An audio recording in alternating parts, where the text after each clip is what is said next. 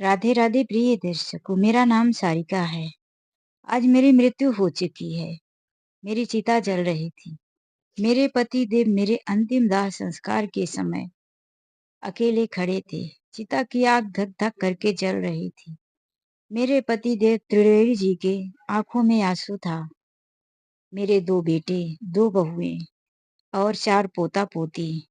लेकिन आज मेरी अंतिम विदाई में कोई नहीं आया। पंडित जी मेरे पति देव से पूछते हैं, बेटा या बेटी कोई भी नहीं है? मेरे पतिदेव आंखों से आंसू पोंछते हुए कहते हैं, लेकिन इस वक्त कोई नहीं है।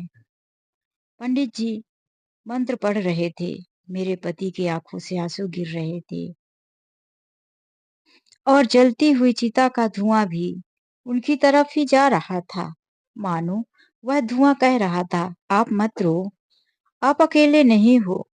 मेरी आत्मा मेरी यादें आपके साथ है। त्रिवेणी जी पत्नी के गम में रो रहे थे।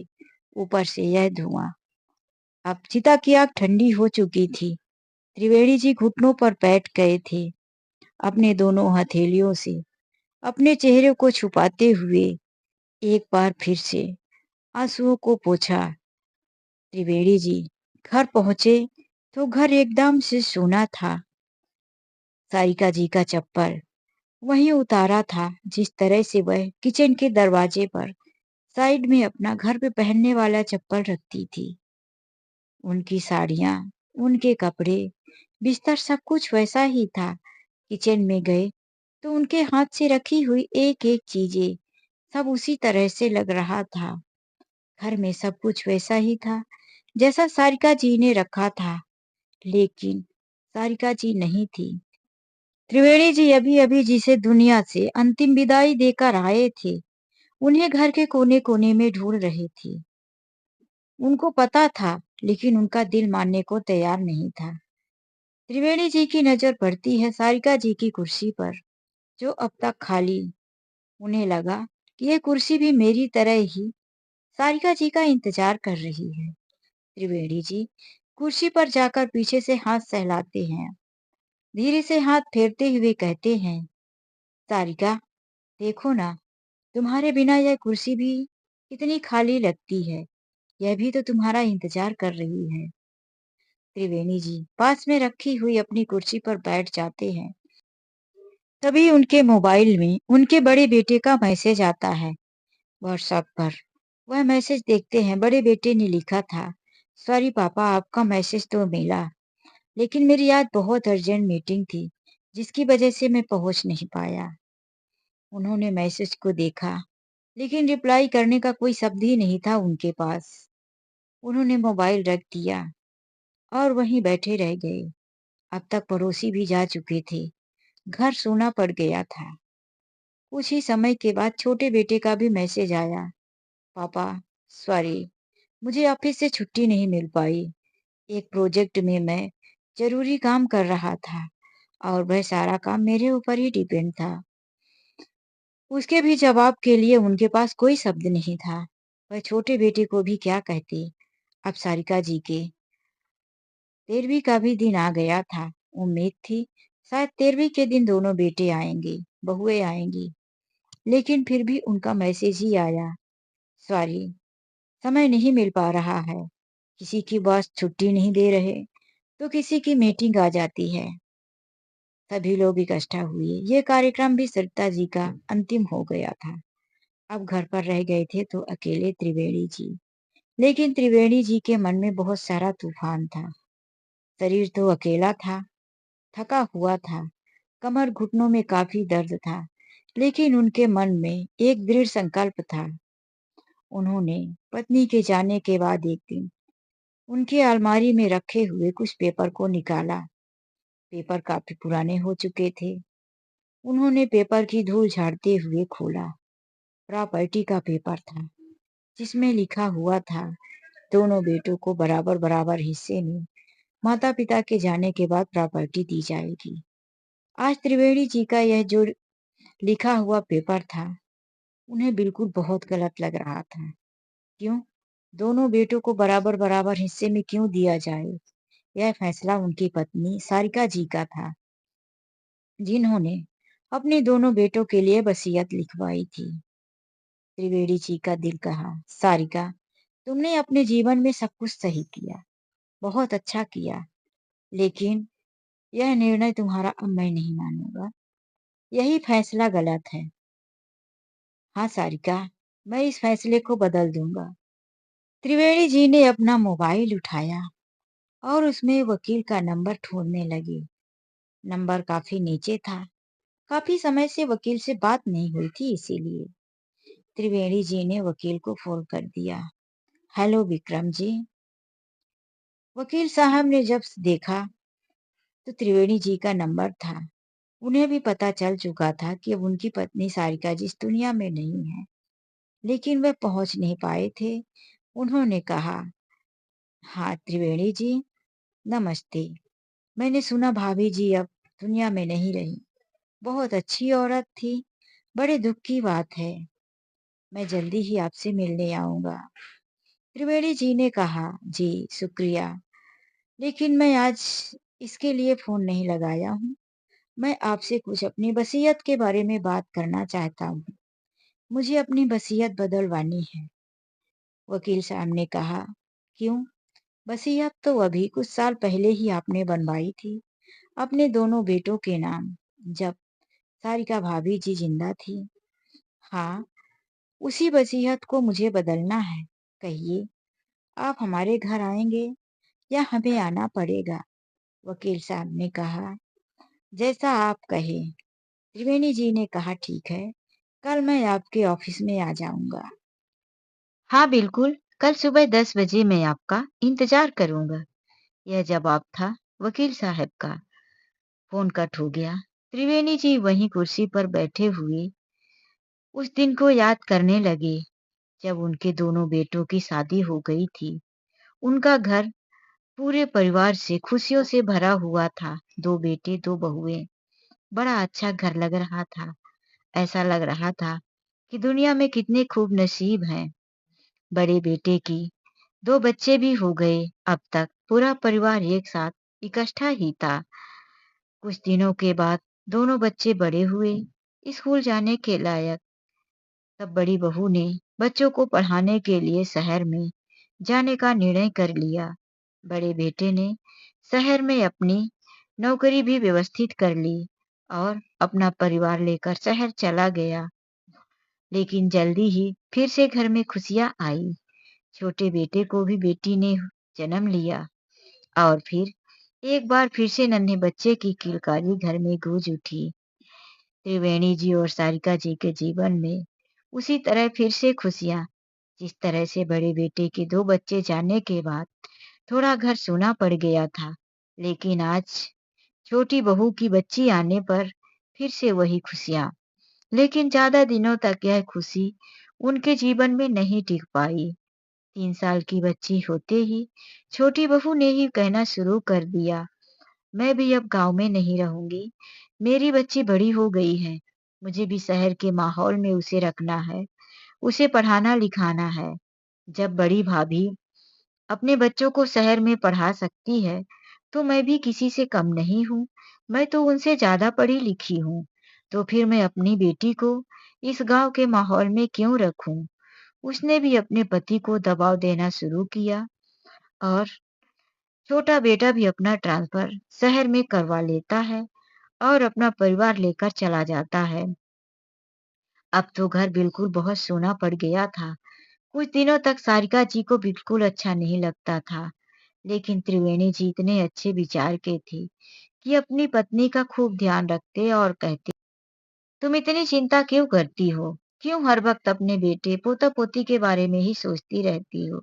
हम दोनों एक दूसरे के साथ हैं। क्या यह कम है? हम दोनों के लिए एक दूसरे का साथी बहुत है।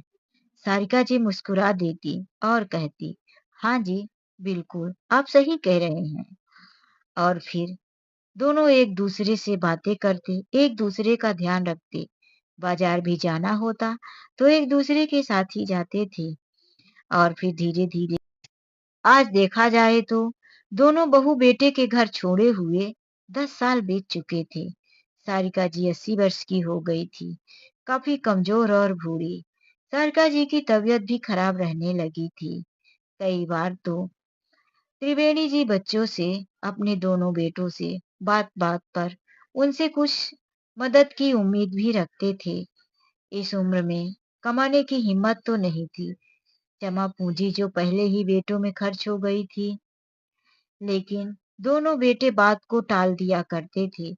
बड़ा छोटे पर कह देता, अभी छोटे से बात कर लो पापा, मेरा काम होते ही मैं आपको भेज दूंगा। और छोटा कहता, भैया से बात नहीं किए पापा, अभी थोड़ा मेरा हाथ तंग चल रहा है। त्रिवेणी जी दोनों बहू बेटे को तकलीफ नहीं देना चाहते थे, इसीलिए जो भी उनके पास था उसी में गुजारा करने की कोशिश करते थे। और एक दिन ऐसा भी आया कि त्रिवेणी जी अकेले पड़ गए। सारिका जी उन्हें इस दुनिया से छोड़कर चली गई। पत्नी की विदाई इतने बड़े परिवार होने के बाद भी उन्हें अकेला ही करना पड़ा। उनकी आंखों से आंसू बहकर उनके पहने हुए बनियान को गीला कर रहा था। गले में, कान के पीछे आंसुओं की बहने की वजह से जब उन्हें गीलापन लगा, तो इस ख्वाब से वह बाहर निकले, आंसू पोंछे। अभी भी वह मोबाइल हाथ में मुट्ठी बांधे पकड़े थे। वह मोबाइल टेबल पर रखकर सोने चले जाते हैं। मन में सोचा, जल्दी सो जाता हूँ, अभी तो 12 बज चुके हैं, सुबह वकील से भी मिलने जाना है। यह सोचकर वह सोने की कोशिश करने लगे। कुछ समय तक नींद नहीं आई, फिर ना जाने कब वह नींद की आगोश में आ गए। सुबह जल्दी उठकर वह अपनी फाइल पकड़ी और घर से बाहर निकल गए। एक ऑटो में बैठकर अपने संकल्प को दृढ़ किया। मन में तो बहुत उथल-पुथल थी, लेकिन वह सब कुछ पीछे छोड़ देना चाहते थे। अब उनका एक ही संकल्प था कि जो मेरे अपने नहीं हो सके, तो मेरा कुछ भी उनके लिए नहीं है। मेरी पत्नी ने उनके लिए जो निर्णय लिया था, वह निर्णय मैं बदल दूँगा। मेरी सारिका मुझे माफ़ करेगी। वह काफ़ी सोच-विचार में पड़े हुए वकील के ऑफिस तक पहुँच जाते हैं। वकील साहब उनका ही इंतज़ार कर रहे थे। डोरबेल बजते ही दफ्तर में एक और लड़का था। गेट खोलकर कहता है, वकील साहब, त्रिवेणी सर आए हैं। वकील जी कहते हैं, हाँ, मैं उनका ही इंतजार कर रहा था। आइए आइए त्रिवेणी जी। त्रिवेणी जी फाइल को सीने से लगाए हुए ऑफिस में प्रवेश करते हैं। ऑफिस में चारों तरफ अलमारियां रखी हुई थी। लोहे की अलमारी थी, जिसके खंधों पर फाइलें ही फाइलें। कोई फाइल पुरानी दिख रही थी तो कोई नई, किसी में धूल जमी हुई थी, कोई चमक रही थी। एक फाइल त्रिवेणी जी के पास भी थी, जो उनके सीने से चिपकी हुई थी, उनके इरादे को कठोर बना रही थी। आज वह फाइल नहीं, जिंदगी का बहुत बड़ा बदलाव था। टेबल पर फाइल रखते हुए पास में रखी हुई कुर्सी में बैठ जाते हैं और कहते हैं, वकील साहब, इस फाइल के वसीयत को बदल डालिए।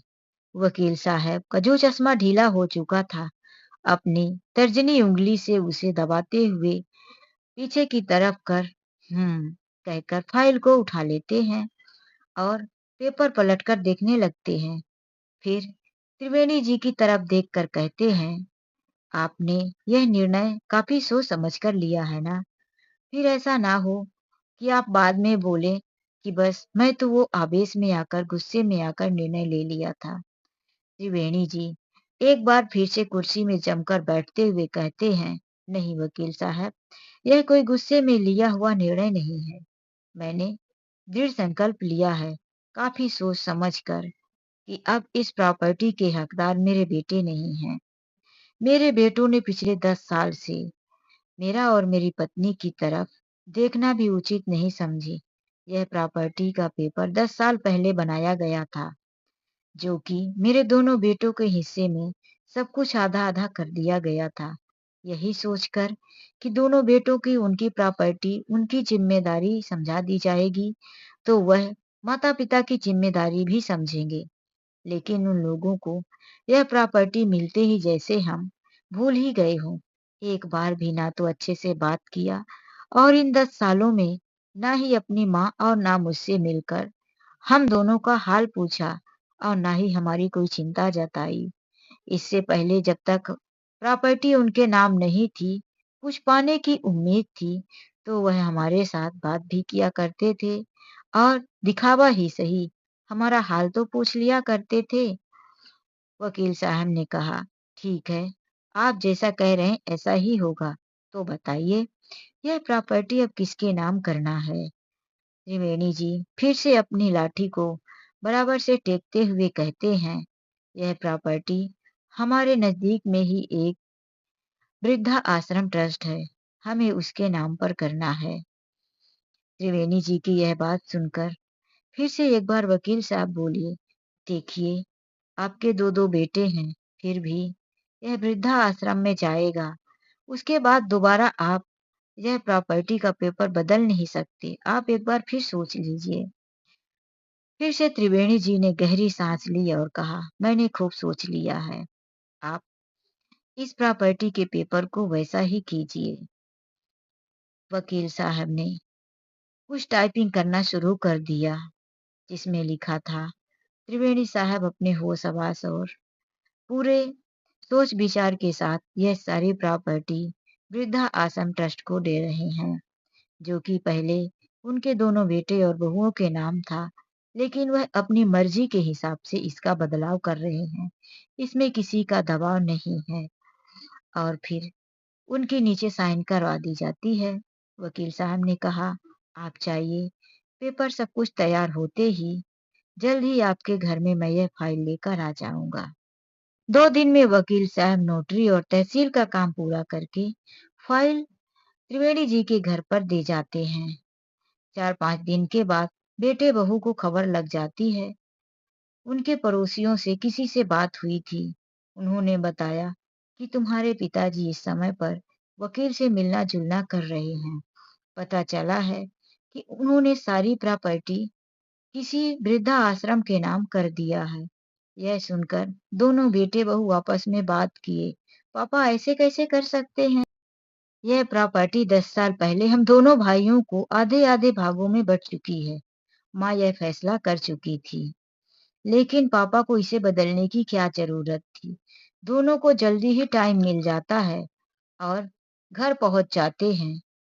दोनों बेटे और बहू को देखकर एक बार उनका दिल तो कहा कि अब कैसे टाइम मिल गया, क्यों आ गए? लेकिन अपने जज्बातों को कंट्रोल करते हुए वह गंभीर स्वर में बोले, अच्छा, तो आप दोनों को खबर लग ही गई है। बड़ा बेटा चिल्ला पड़ा, पापा यह क्या काम कर रहे हैं आप? बैठे बैठाए सब कुछ सत्यानाश कर दिया। आपने अपनी सारी प्रॉपर्टी किसी वृद्धा आश्रम के नाम क्यों कर दिया? आपके दो दो बेटे मर गए हैं क्या? वृद्धा आश्रम के नाम उसी की प्रॉपर्टी जाती है जिसका कुछ नहीं होता है, जिसकी कोई औलाद नहीं होती है। फिर भी आपके तो दो दो बेटे हैं। यही सुनना था त्रिवेणी जी को। वह गुस्से से बोले, हाँ, मेरे दो दो बेटे हैं, लेकिन मेरे किस काम के? आज मुझे बेटे होने का हक बता रहे हो? वह दिन था जब मैं अकेले माँ के तुम्हारे चिता के पास था। पंडित जी पूछ रहे थे, कोई बेटा या कोई बेटी? मुखार बिन देने के लिए कोई और आया है? लेकिन मुझे बड़े शर्म और दुख के साथ कहना पड़ा कि मैं अकेला ही हूँ, कोई नहीं आया है। तब तुम्हारा हक कहाँ गया था? तब तुम अपना हक देने क्यों नहीं आए थे? दोनों ने अपने अपने जवाब पहले से ही तैयार रखे थे। पापा, हमारी नौकरी का सवाल है। मीटिंग था जो मैं कैंसिल नहीं कर सकता था। छोटे ने भी जवाब दिया, पापा मैंने मैसेज किया था ना कि मैं एक बहुत ही इमरजेंसी प्रोजेक्ट में काम कर रहा हूँ और उसे जल्दी से सबमिट करना है। मैं नहीं आ सकता पापा। लेकिन अब जब समय मिला तो आया ना। हाँ, अब समय मिला है तुम लोगों को अपनी प्रॉपर्टी के लिए। क्या यही छुट्टी उस समय पर नहीं मिल सकती थी? त्रिवेणी जी गहरी सांस लेते हुए बोले फिर, चलो छोड़ो, तुम लोगों से शिकायत करने का कोई फायदा नहीं। मेरा जो अंतिम फैसला था वह हो चुका है। अब यह ना घर तुम्हारा है और ना तुम्हारा। दोनों बेटे और बहू की तरफ इशारा करते हुए बोले, यह सब कुछ वृद्धा आश्रम के नाम चला गया है। मेरे जीते जी जब तक मैं हूँ, मैं इसका उपयोग कर सकता हूँ। मेरे मरने के बाद तुम दोनों को यहाँ कोई खड़े भी नहीं होने देगा। दोनों बेटे बहू एक दूसरे की तरफ देखते हुए कहते हैं, ऐसा नहीं हो सकता पापा, मैं वकील के पास जाऊंगा, कोर्ट कचहरी करूंगा और अपनी संपत्ति वापस लेकर ही रहूंगा। त्रिवेणी जी ने कहा, बेशक वकील के पास जाओ, कोर्ट कचहरी करो। दोनों बेटे गुस्से से बाहर निकले और वकील साहब के पास पहुंच गए। वकील साहब के दफ्तर में जाकर ऊंची आवाज में कहने लगे, वकील साहब, आपने यह मेरे पापा को क्या भड़काया है? आपने हमारी सारी प्रॉपर्टी वृद्धा आश्रम के नाम क्यों कर दिया? वकील साहब बोले, तुम दोनों शांति से बात करो। देखो, मैंने अनलीगल कुछ भी नहीं किया है। जो भी किया है तुम्हारे पिताजी के कहने पर, और मैं एक वकील हूँ। मेरा अपना काम करना मेरा कर्तव्य है। मैं अपना क्लाइंट तो वापस नहीं कर सकता ना। तुम्हारे पिताजी अपनी होशो हवास में अपनी वसीयतनामा करवाने आए थे। ना मैं उनके घर गया था और ना ही मैंने उन्हें जबरदस्ती ऐसा कुछ करने को कहा है। और तुम लोग मुझसे ऐसे ऊंची आवाज में बात नहीं कर सकते। अगर तुम लोगों को कुछ करना है तो तुम्हारा अधिकार बनता है कि तुम लोग जाकर कोर्ट में एप्लीकेशन दो, लेकिन हाँ, तुम लोग जीतोगे नहीं, यह गारंटी मैं अभी देता हूँ।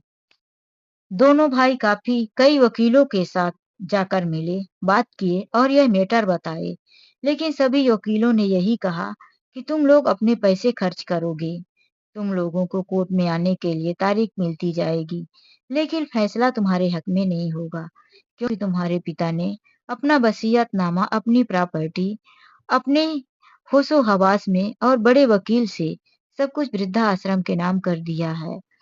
तुम्हारा एप्लीकेशन बेकार जाएगा। चाहो तो कोर्ट में लगा सकते हो, या कि तुम अपने वही पैसे बचाकर आगे का अपना भविष्य सुधारो।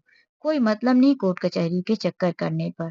कई वकीलों ने यही सलाह दिया तो दोनों बेटे और दोनों बहुएं अपना सा मुंह लेकर वहां से चले गए और त्रिवेणी जी अपने लिए एक नौकर रख लेते हैं। बस जब तक वह जिंदा थे अपनी प्रॉपर्टी अपने घर में रहेंगे।